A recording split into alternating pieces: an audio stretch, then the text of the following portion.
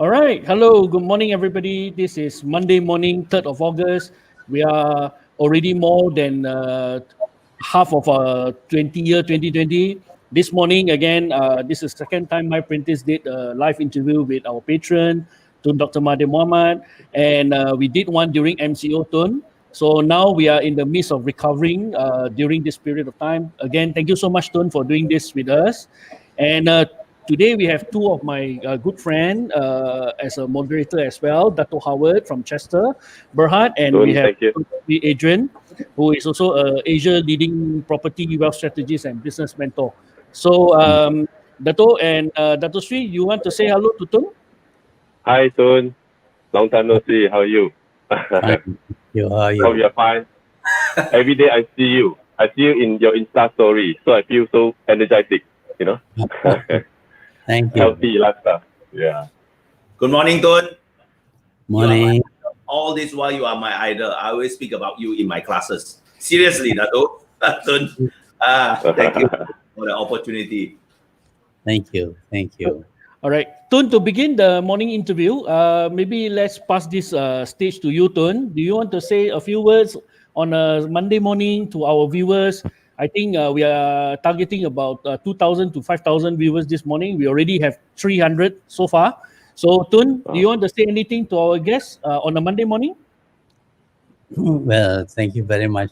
I appreciate this opportunity to speak about matters that are of interest to Malaysians during this pandemic time. Of course, things are very different now. What used to be normal before is no longer normal now. We have the new normal. So we have to make adjustments to the new normal. Even in business, we have to see how we can benefit from the use of this communication, our ability to have conferences like this, and our ability to exchange views and also learn from each other. I think this is a golden opportunity for us to tap the brains of people from all over the world because using this system, the Zoom, we can talk to each other as if they are in the same room. So I hope we'll make full use of this ability. Thank you. Thank you so much, Tun. And exactly today's topic is about the new norm, new opportunity, and also the renewed vision. This is exactly what we are going to discuss today. But not to further ado with too many of introduction, Tun, I would like to take the honor to have actually the first question. You celebrated your birthday recently, something that is we should be very proud of, 95. But of course, you have been through the times where the early days and then in the middle of your career and now so what is your opinion on the new norm, and actually does it change of how you see things differently today? Well, over time, things change.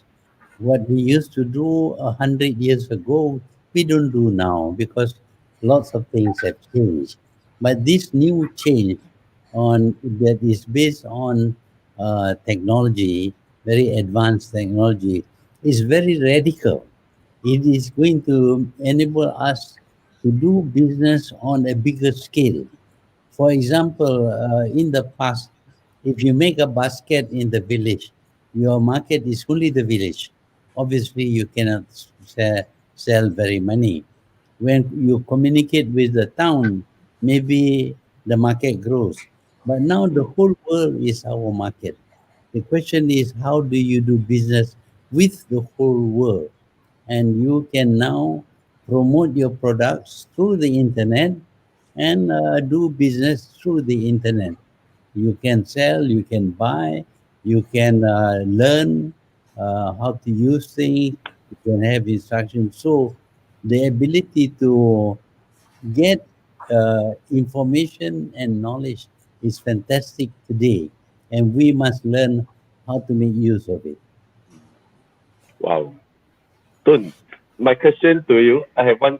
We have more than 50,000 students and customers from all around the world. When they came to Malaysia, they feel so impressed with our airport. When we told them that this airport is already more than 20 over years, they feel so shocked with that. How come 20 over years ago you can have such a nice airport? So the question is, how can you have so far-sight vision since 20 over years ago to build this airport? Included Twin Tower in 1992, groundbreaking. How can you have that kind of vision? All of us, we should know about that. It is very simple, really. It is based on experience. Our first airport was in Sungai Besi, right in the middle of the town. And very quickly we learned that it cannot expand. There's no room to expand. Sungai Besi was very small, and the airplanes are getting bigger, carrying more passengers. Obviously, the big planes cannot land there. So long ago, during the time of Tunku Abraman, it was decided to build a new airport. Now, we must never make the mistake of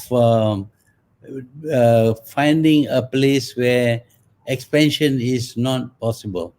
The new airport in Subang was planned for 400,000 passengers a year, which is ridiculous because when you find that the number of passengers is going up, then we find we cannot have a second runway, certainly not a third runway, and the size of the airport is such that it cannot cope with the growth of tourism. We plan the airport in Subang for 400,000.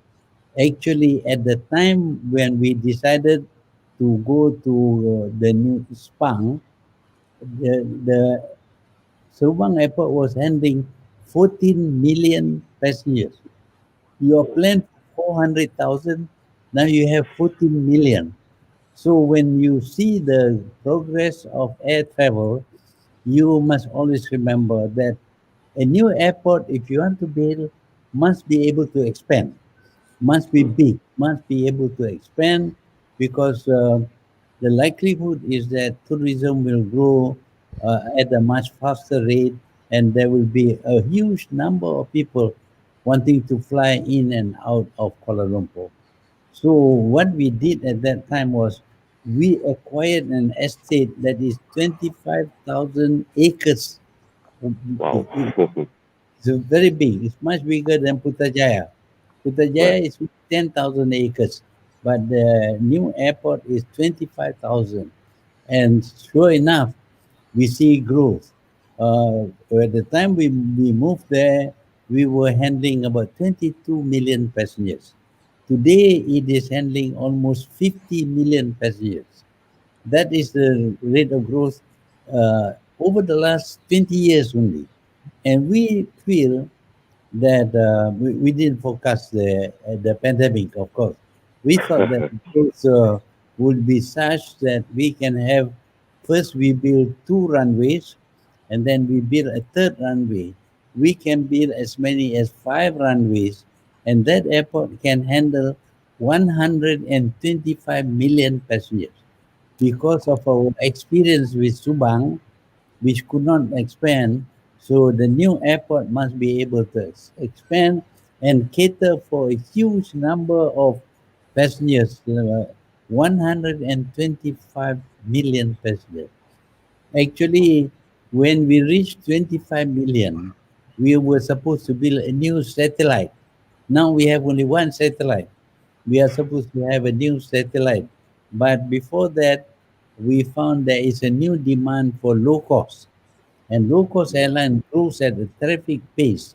So we have to have another terminal. So that's why we built a second terminal to handle the low cost airline. And I believe that if we can find a way to handle the pandemic, the growth of tourism would need to have capacity to expand further. So as you can see, it's nothing. I mean, the idea is not difficult to think because we move from one small airport to a bigger airport, only to find that that bigger airport cannot cope with the growth of tourism. So we focus there will be a big growth in tourism, and therefore Spang must be very big, must be able to expand. That is what Wow. we have done. Wow. Very good. Actual fact, Tun, I also I invite a lot of speakers, overseas speakers. In fact, Robert Kiyosaki and Anthony Robbins and all these people and their students that come to my classes. Most of them who come in, they say this airport is built 20 over odd years ago and it still looks so futuristic compared to other Asia. It's really well done.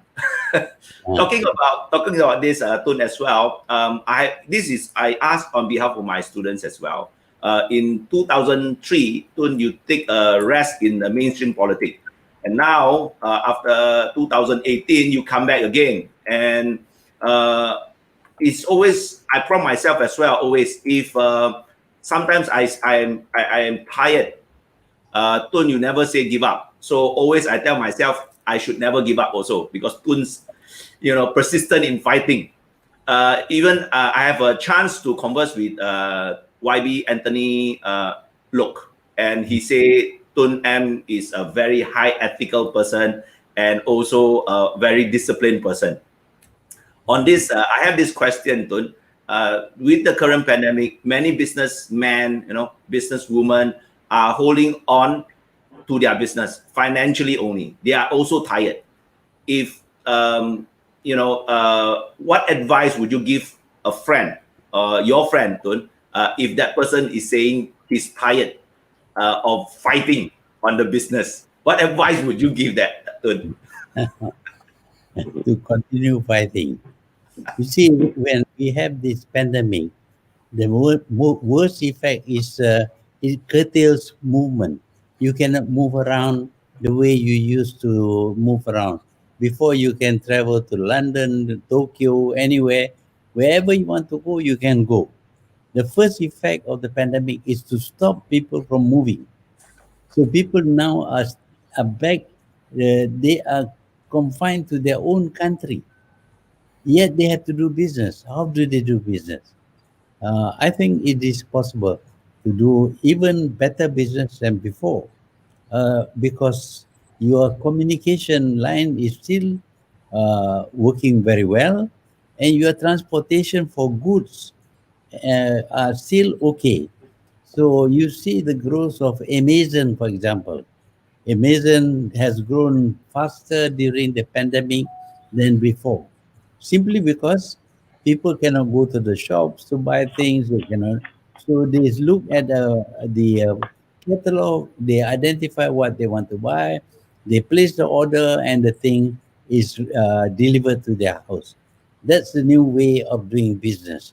So how can we do more business with whatever we produce or whatever new products we can think of, which makes use of communication, advertising through the net, and then you communicate. People can place order with you. They can actually see how the product works and all that.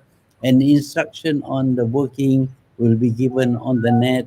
So now we make use of the net much more than before. And this has enabled us to reach markets which we couldn't reach before. Before, Malaysians, when they produce things, it is always for the domestic market, for Malaysia. But now you have a chance to sell everything to the world market. I know one case, one lady came to see me. She makes cakes, very good cakes, but she used to place the cakes in the coffee shop. And the sale is okay, but not big. Then she discovered online marketing. And now she markets her produce all over from Malaysia to the Middle East. And she has a huge number of customers. And she can advertise, she can tell what she is doing, even explain the business and all that. So, what has happened is that while our movement, personal movement is curtailed, but because of the internet, the market has grown bigger. Now, how do you service a bigger market? That is the way we should be thinking of now. Innovation. Keep on fighting. Right. Another question, Tun. Being high up in position for so many years of being our leader in the country, many look upon Tun for solution and challenges, because Tun, you are the highest rank. Nobody dares to talk to you sometimes and stuff like that. But Tun, when you are faced with challenges, how do you get inspiration, creativity in the problem solving? Is it through books, advisors, or friends? How do you get inspiration and how do you get breakthrough yourself, Tun? I'm a very good listener. I listen to people. I always tell people, when you listen, you learn. But when you talk, you only talk about the things you already know. But when you listen, you know more things. So whenever there is a meeting, I always spend time listening to people and stealing their ideas. Sometimes I apologize other people's ideas. I think and are recognized now as my brainchild. Not my brainchild. There are things I copied from others. Listen. But that's one thing. The other thing is to equip yourself with knowledge, which means you have to read a lot. You have to read. I'm a doctor, but I don't read just about medicine. I read about science, about economics, about finance, about social problems. I read about that, and I learn about the possible solutions to things. And beyond that, of course, I have a lot of experience. Some experience tell me what not to do and what you can do. And in order to ensure that what I want to do is carried out, I feel I must communicate with the implementers, the people who are going to do what you have decided. For example, the cabinet makes a decision, but the cabinet is not going to carry out the decision. It is the executive who will. But does the executive understand what the cabinet wants? So during my time, I introduced post-cabinet meetings so Yes. that ministers can tell the implementers, the civil servants, the executive, that this is what the government has decided. And if you have any question, you can ask me, and we will explain to you why the decision was made, and even to a certain extent how. And in order to make sure that things are done, you have to follow through. I follow through. I visit construction sites. I even take a ride in their lifts and all that. And if I cannot visit, I demand that they send me regularly pictures of progress, the dates and the pictures, so that I know things are being done. And if I find that they are not done properly, I can then intervene. So that way, whenever you make a decision, the decision is implemented. But sometimes when people make a decision and just pass one sentence instruction to then things never happen. Okay? Correct. Thank Wonderful. you so much, Tun.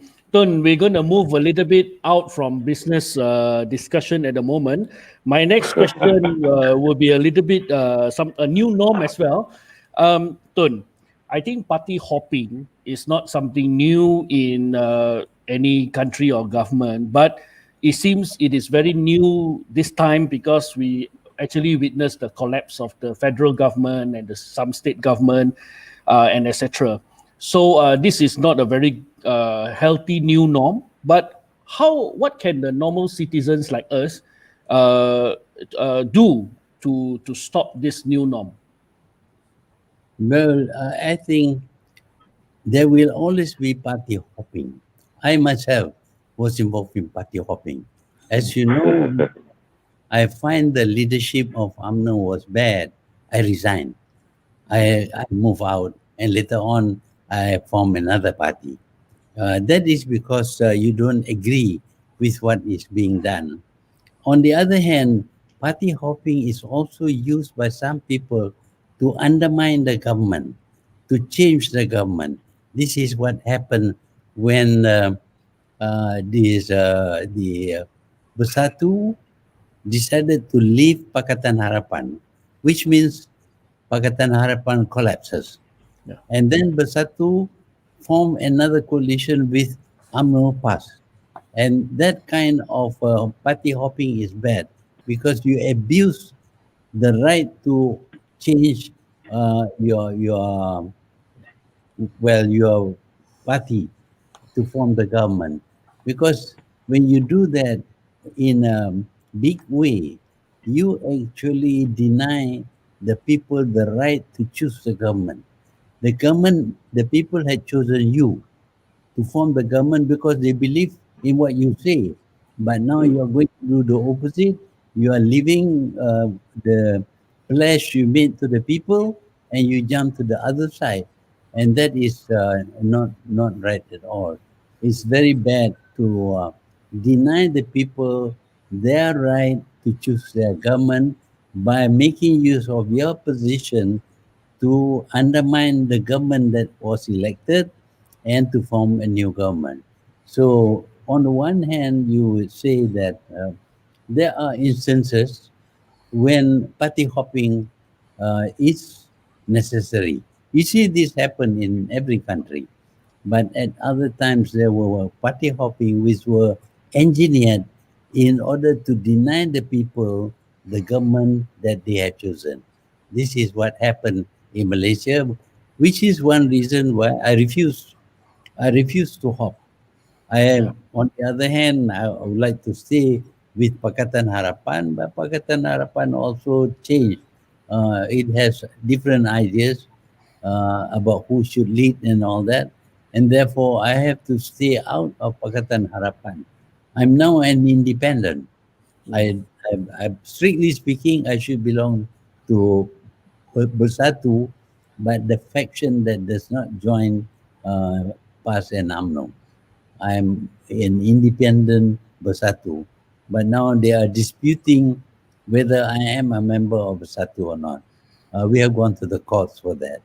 But I think party hopping is necessary if a person finds that the leadership has veered away from the original struggle, but it should not be used to undermine a government that has been elected by the people. Yeah. This is a very good, important statement that yes, changes do happen in between, but it must be for the good. Yeah, Tun. So, Yeah. Tun, we just passed the 4,000 viewers, live viewers mark. I think this is something very commendable, and I'm very sure there are some viewers that are from Sabah. So, I'm going to ask this question: adakah Tun akan pergi ke Sabah? Dan apakah ada apa-apa Tun yang ingin sampaikan khusus khas kepada pengundi-pengundi Sabah atau rakyat-rakyat di Sabah? Ya, saya akan pergi ke Sabah because saya dapati apa yang berlaku di Sabah is a very bad example of corruption. Saya didapati bahawa 13 orang daripada ahli Dewan Undangan Negeri telah keluar daripada parti kerajaan untuk menyertai parti lawan. Kenapa mereka keluar? Kalau mereka keluar kerana tak bersetuju dengan dasar, itu kita boleh terima. Tetapi kita dapati bahawa mereka keluar kerana diumpan dengan duit. Disogok dengan duit. Mereka kena bribe. Jadi ini adalah sesuatu yang kita ingin hapuskan. Pakatan Harapan apabila kita jadi kerajaan, kita tumpu kepada menghapuskan corruption. Itu kita anggap sebagai penting. Tetapi kita amat sedih kerana sekarang ini corruption secara terbuka dilakukan di Sabah. Mereka yang keluar ini alasan mereka hanya duit saja. Dapat duit mereka lompat. Jadi ini tidak sihat bagi politik Sabah ataupun politik Malaysia. Saya harap orang yang keluar ini akan ditolak sepenuhnya oleh rakyat Sabah. Kerana mereka ini tak boleh dipercayai. Mereka ini cuma ikut duit. Bukan ada prinsip, ada perjuangan tertentu, tetapi dapat duit, lompat. Dapat duit, lompat. I'm afraid saya dapati bahawa di Sabah amalan lama yang nak kita hapuskan, rasuah, sudah kembali. Dan yang sedihnya, orang yang dulu lawan dengan rasuah, mereka ini terlibat secara langsung dengan menghulurkan rasuah untuk dapat sokongan. Dan ini tidak sihat bagi politik negara. Yeah. Wow. Yeah, I think this is a very, very important statement, message yang sangat penting kepada especially lah ketua-ketua, leader-leader, ahli-ahli undangan negeri ataupun ahli parlimen yang dipilih lah oleh rakyat. I just have one question before we pass to Dato' Howard. Tun, I think there was discussion on this anti-hopping law that was done during PH term. Where is the status of this amendment of the law at the moment? Yeah, at the moment, no decision has been made. The fact is that there are reasons for hopping, as I said just now. Yes. When the leadership has veered away from the struggle, then you have a right to leave the party and join another party. But at the same time, of course, it can be abused, as happened when Bersatu withdrew from Pakatan Harapan, causing Pakatan Harapan to collapse, and then Bersatu joins up with the opposition, with the very people they condemned before. Now they become part of that opposition. So that is very bad example of hopping, of abusing the right to hop. So we need to look carefully into this as to when we can allow and when we should disallow. Okay, Tun, I take some question from the floor. Actually, everybody, all Malaysian, they are worried about after the end of moratorium, the business are so affected. Everybody is struggling now because end of September, the moratorium ends. So what Tun can advise to all the businessmen or employee in Malaysia, what they can do, except those people who are doing online, their business is still very good, but those people who are not doing online, so what Tun can advise them? This is a question from the floor. During the time when the moratorium was on, people should not be happy just because they can have access to fund and maybe pay their salaries, etc. During that time, you must think very hard for the time when the moratorium is lifted. Then you will have no more support. What do you do at that time? You must think about it. There are ways of doing different kinds of business. As I pointed out just now, we can go online and all that. Maybe you switch to another form of business, but you can't expect moratorium to last forever. But there are people, I think, who have very little capacity to move into another business. For example, the people who are having stalls on the roadside, they just cannot do anything else. But even they will find that they can now sell from their house, from their own house, the food that they cook and send it by courier. You know, nowadays we have this Grab and Food Panda and all that. Then you should go to that area and use that time to build up a new business. But of course, not everybody can do it. I sympathize with those people who are unable to switch to another kind of business. But always remember that moratorium is not forever. At some stage, you have to pay your debt. Right. Wow, very good advice, Tun. Yeah, amazing, you know. So, Tun, you just celebrated your 95 years old birthday. Happy belated birthday, Tun. All right, Thank and then this is what we call, we all could like to know, how is your routine, lady routine? Let's say what you do every day. I think you are the legend of us, so you should know. You could like to know how is your daily routine actually.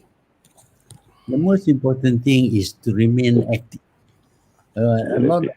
people, when they grow old, they get very tired. They want to lie down. And we Right. find that some old people lie down 24 hours a day, and Right. everything is brought to them, food is brought to them. They never get up at all, never walk. When you do that, the muscles wither, their muscles regress, becomes very weak, so much so that you cannot even walk, you cannot even stand. So Right. one most important advice is be active. Do what you have been doing, or do something else, gardening or whatever. Be active, be on your feet, doing things, and physically exercising yourself. But Right. beyond that, of course, you need to be careful about the amount of food you consume. When you are old, you don't need too much food. If you take too much food, you get a pot belly. Some Mm. people, that is not helping you at all, because that Yeah. is extra weight you have to carry around. Just Right. imagine pot belly, you climb staircase, you Disney, you cannot breathe. So Yeah. don't allow your body to grow beyond a certain limit. You see, Mm. should look as slim as possible. That is all about eating. Don't eat too much. Eat Mm. just sufficient for you to be able to move around, work, and do a little. Then, of Wow. course, you have to do some exercise. I do treadmill. I carry weights. I Wow. Anyways, yeah, Wow. and not heavy weight lah. Just dumbbells. And Oh. I cycle. I cycle Mm. as about 20 over kilometers, like Yeah. that. 25. Yeah. So remain active. Do some Maybe. exercise. Yeah. And of course, to keep your mind going, do read, write, and mm, talk and discuss things. Keep your mind going. Don't just Mm. quietly and do nothing. Read and read a lot. Write something to your friends, write a letter or whatever, or write an article. Or you have to have a discussion, talk with people, meet people. That is very important. Otherwise, you forget things. it's very true. Wow. Talking about this, Tun, is wonderful. Personally, I coach a lot of business people. I think I've coached more than 60 over thousand people in Malaysia alone. So, talking about business people, the youth is actually also finding a lot of struggles. It's not like what Tun say, reading. They don't really read nowadays, the younger generation. And talking about the younger generation, they are totally different mindset. Most of them, I think, because of even this pandemic, they are not ready for changes in their life. So they close up themselves. What advice would you give to the young people, younger generation nowadays? People who are coming up from colleges, or people right now looking for jobs. Is it still until today? Before MCO, after MCO, still cannot find job. What advice would you give to the younger generation, Tun? Well, the first thing is that you have to accept change. Change is happening all the time. And this time around, the change is very radical.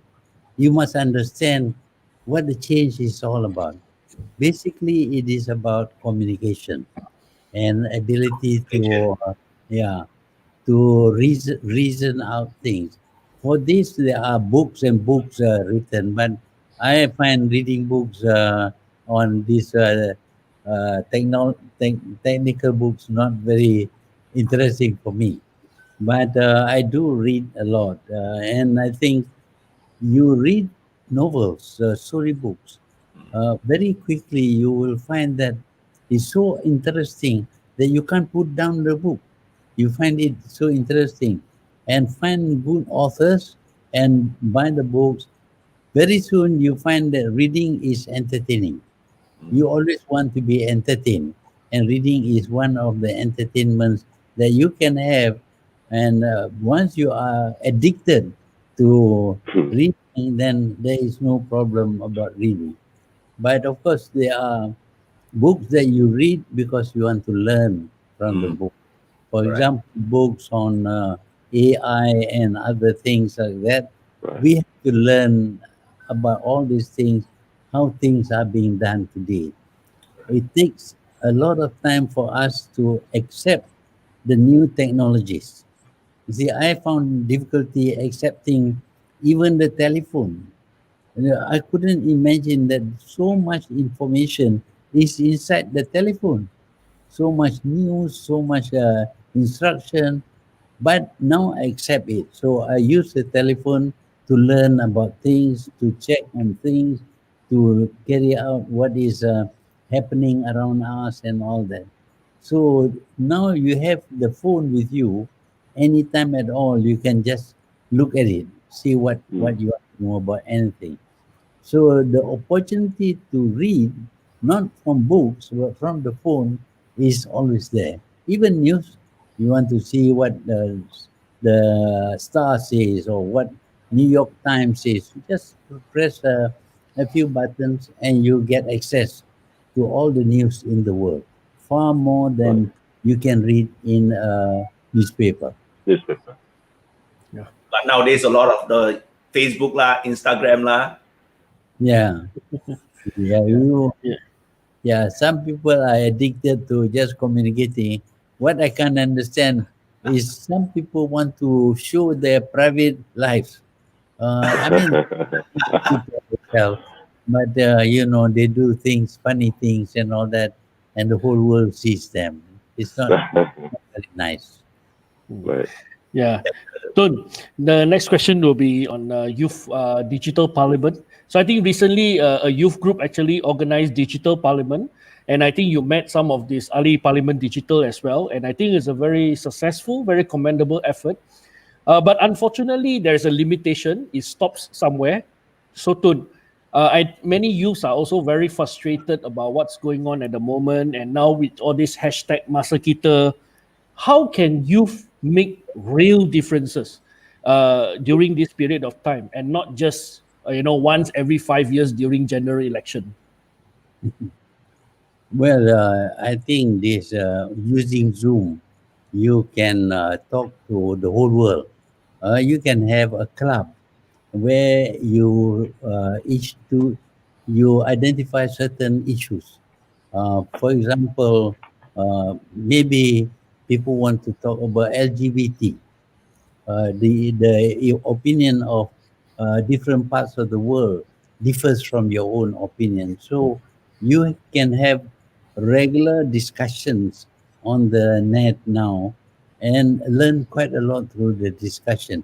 It sharpens your mind because if you know you're going to talk today about moral values, then you can hear the difference in moral values between Asians and Europeans, between Malays, Chinese, and Indians, and all that. So these things enable us to widen our knowledge about things. Then we can understand each other better. But I think the opportunity to have discussion on the net is fantastic. It never had it before. Before you need to have a whole lot of people coming to a forum, and then you talk to them very unsatisfactory also because many people want to talk cannot talk. But here on the net, you can see even 100 people, and once they talk, immediately the computer outlines the person, so you will know who is talking, and then you develop new friendship, new knowledge about other people in other parts of the world. So the opportunity is fantastic with the new knowledge. So I hope that we make use of this ability to communicate in a in a productive way, not to be negative about things. You talk about some nonsensical things and all that, which doesn't contribute anything to you. But on the other hand, you can know what is the outlook in Europe as compared to in East Asia, for example. They have different ideas. We have different ideas. Our way of doing business is different from their way of doing business also. So we can learn their way, they can learn our way. So there is an opportunity for teaching people that was not available before. So you are enjoying it by having your students, but the students did not come to you. You Right. can you can through the net talk to students who are spread all over the world. Correct. Some in Malaysia, some are in America. You Yes. can talk to them as if they are in front of you. Right. That's fantastic. Yeah. Tun, thank you so much for this. And I really need to take this question from the floor because time is actually running short. Tun, this question I've compiled from quite a number of viewers now at the moment, and you mentioned exactly about the outlook. So actually, a lot of people are asking. I don't know, Tun, if you remember the first event that I did with you in Magic, Cyberjaya. There was one boy who came up and asked, how do Tun see Malaysia beyond 2020? And here today we are at 2020. So the question here is, what do you see in Malaysia beyond in the next 20 to 30 years down the road?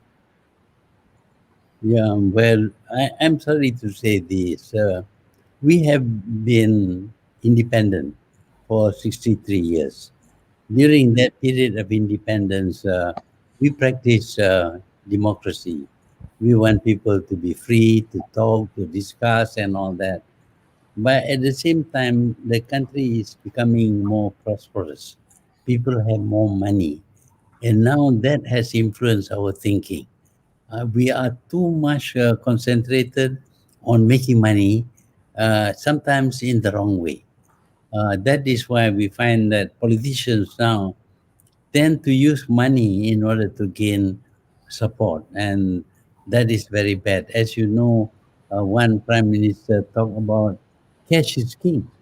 Mm. He, said, he is he's Yeah. saying that, it's okay to bribe. I mean, how can you have a prime minister saying it's okay to bribe?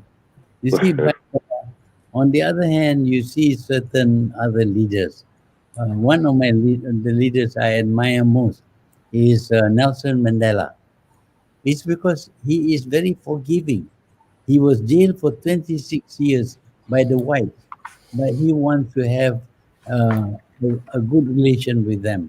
And he was able to bring all the people in South Africa together. That is a remarkable achievement for someone who's been so badly treated by the whites. So these are people who are models for us. We need to use this model. Another model I would like to introduce is not so good. I admired this Tsar of Russia, Peter the Great. Peter the Peter, Great. yeah, Peter the Great. At that time, Russia was a very backward country, very very backward.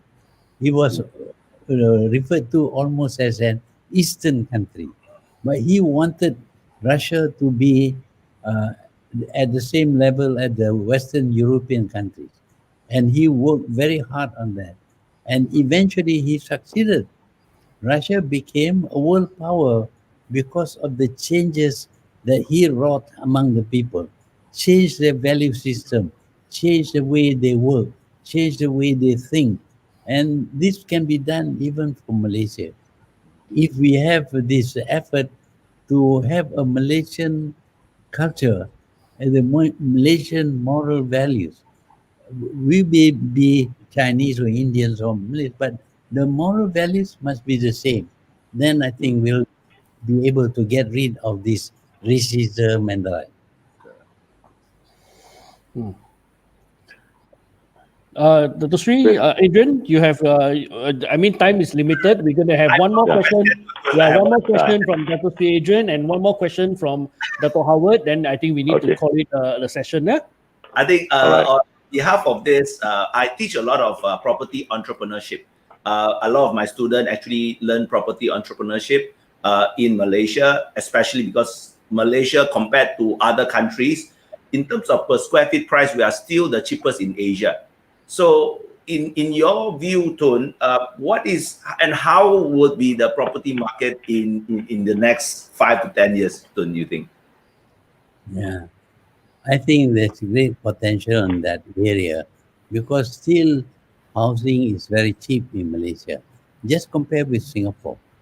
If we go by the same dollar, $1 Singapore, RM1 Malaysia, already you are one third their price. You see, and sometimes we find that the price is about the same, but the currency is different. So if you compare this with Europe, etc., the the prices of things are very much lower. But of course, we have to restrict people. Given half a chance, I think the whole world will migrate to Malaysia. Then, yeah, but Very then good. the price will go up because the demand Yeah. will be there.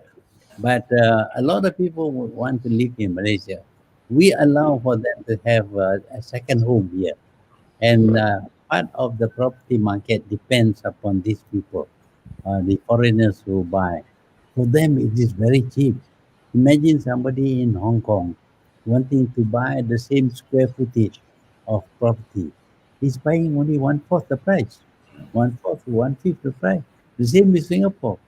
So the property market Malaysia is still good, but because everybody is rushing into the business, at a given time there may be surplus. Ah, Over time they will be sold.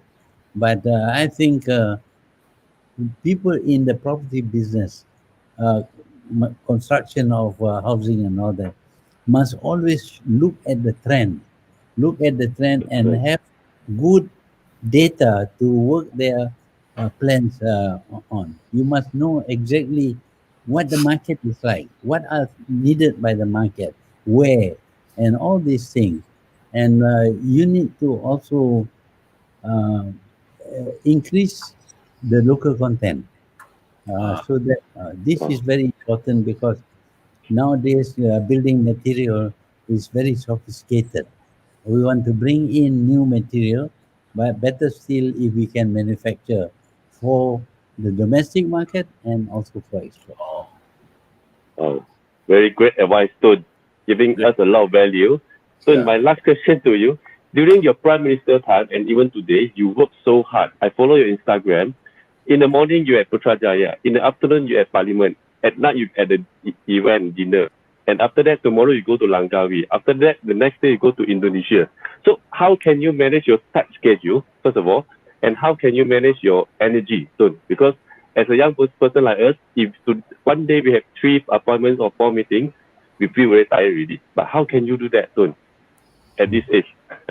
Well, it's a question of determining priority.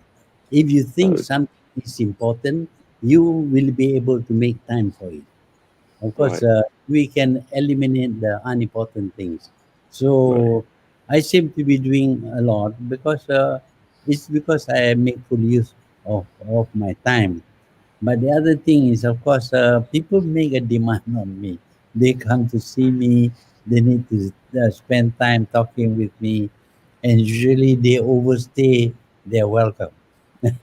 If they are to see you for 15 minutes, it usually lasts 1 hour.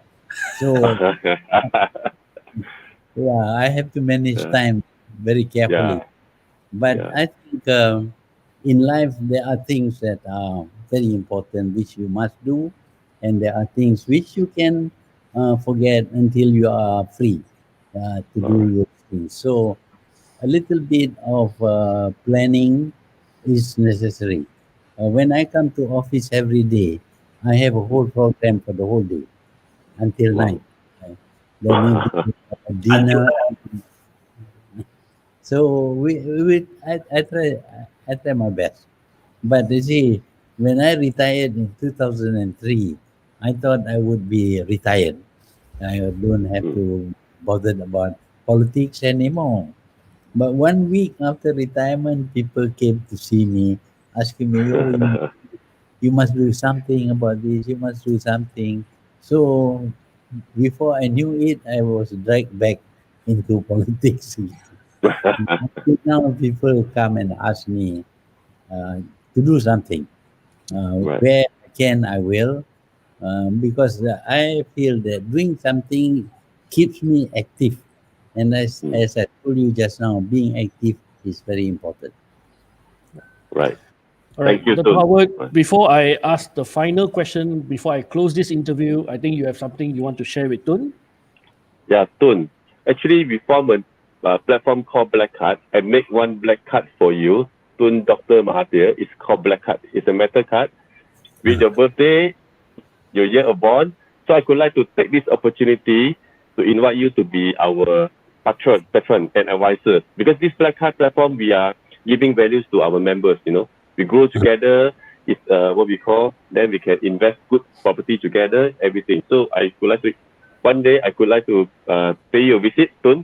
Even though Yeah. this is not so important to you, but I hope you can see me with Dr. Lawrence and Dr. Sri Agenji.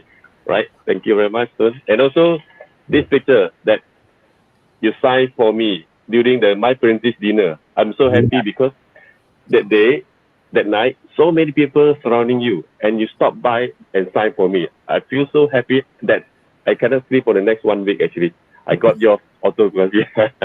Thank you so much, Tun.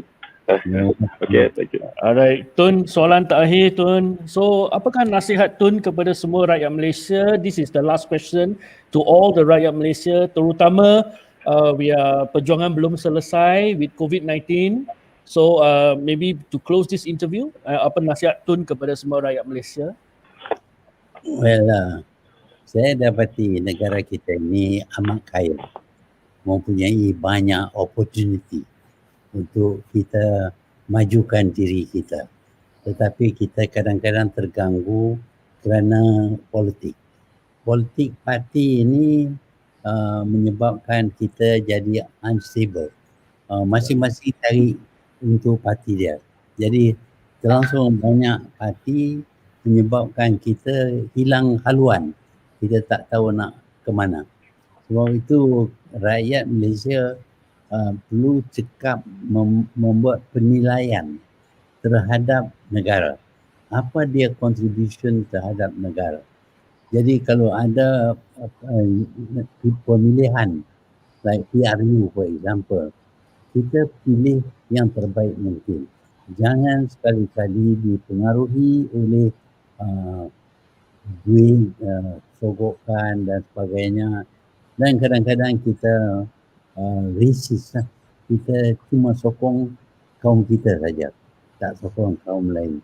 Jadi kalau kita nak Malaysia ini maju, bersatu, kurangkan masalah, saya fikir kita perlu tolerance sikit kepada orang lain. Jadi kalau kita minta benda-benda yang tak boleh diberi, dan ini jadi masalah. Benda yang tak ada kita cuba minta juga. Walaupun tak bagi, kita nak keras, kita ikut ekstremis dalam kumpulan kita. Jangan ikut ekstremis, ikut yang sederhana. InsyaAllah Malaysia akan jadi negara maju. Wow. Thank you so much, Tun. Thank you so much, Dr. Sri Adrian. Thank you so much, Dr. Howard. I think Thank we you. have spent a very good 1 hour with Tun. Tun, I think all of us here representing Malaysians to wish you all the best. And hopefully we will see you in Sabah. And just stay safe, stay healthy. I think a lot of people are praying for you. So Tun, before we end this interview, I think usually we'll take a group photo if you remember. So maybe everybody just look into your cam. You can do whatever pose you like. I will usually do a love. This is Tun Black Card. So I'll quickly do it. So we'll take a picture in 3, 2, 1. Okay. Thank you so much. So Thank you, Tun. Tun, Thank you, Tun. wish you all the best. I'll see you very soon, Tun. Bye bye. Thank you so much, Tun. Thank you. Thank you for everybody. Bye bye. Bye bye.